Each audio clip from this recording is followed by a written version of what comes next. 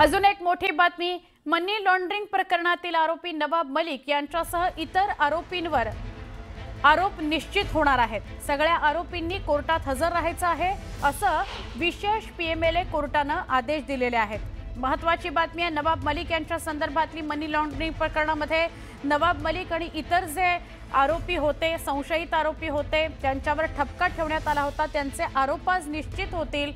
PMLA कोर्टानं त्यांना कोर्टात हजर राहा असं सांगितलेलं आहे। याच प्रकरणामध्ये नवाब मलिक यांनी दोषमुक्त करा या मागणीची याचिका केलेली होती, ती नुकतीच कोर्टानं फेटाळली।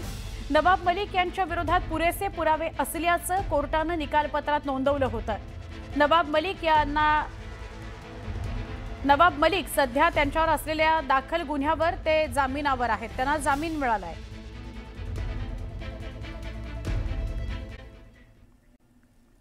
आता चाकरमान्यांकरता जे रोज नोकरदार वर्ग आहे त्यांच्याकरता महत्त्वाची बातमी आहे। मुंबईमधली बातमी, मध्य रेल्वेची वाहतूक विस्कळीत झालेली आहे।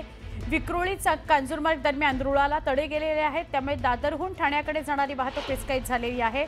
धीम्या मार्गावरील ठाण्याकडे जाणारी वाहतूक उशिरानं होते आहे। महत्त्वाची बातमी आहे, मध्य रेल्वेच्या खोळंब्या संदर्भातली बातमी आहे। मध्य रेल्वेची वाहतूक विस्कळीत झालेली आहे। विक्रोळी ते कांजूरमार्ग दरम्यान रुळाला तडा गेलेला आहे, त्यामुळे दादरहून ठाण्याकडे जाणारी जी वाहतूक आहे ती विस्कळीत झाली आहे। धीम्या मार्गावरील ठाण्याकडे जाणारी वाहतूक उशिरानं होते आहे।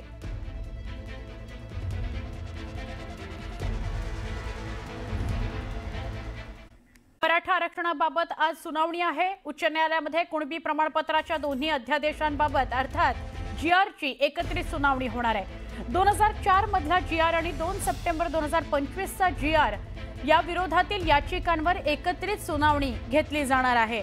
आज ती सुनावणी आहे, महत्त्वाचा दिवस आहे।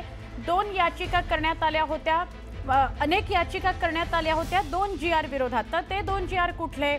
तर दोन्ही अध्यादेश अर्थात जीआरची एकत्रित सुनावणी आहे। 2004 मधला जीआर आणि 2 सप्टेंबर 2025 चा जीआर, या दोन्ही जीआर बद्दल आज एकत्रित सुनावणी होते आहे।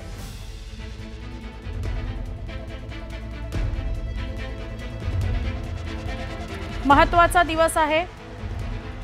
राज्य सरकारने जे जीआर काढलेले आहेत त्या दोन्ही जीआर बद्दल, म्हणजे 2004 चा आणि 2025 चा जो मराठा आरक्षणासंदर्भातला जीआर आहे, त्या दोन्ही जीआरच्या विरोधात याचिका काढण्यात आलेल्या होत्या आणि त्या याचिकांवर आज एकत्रित सुनावणी होणार आहे हायकोर्टामध्ये।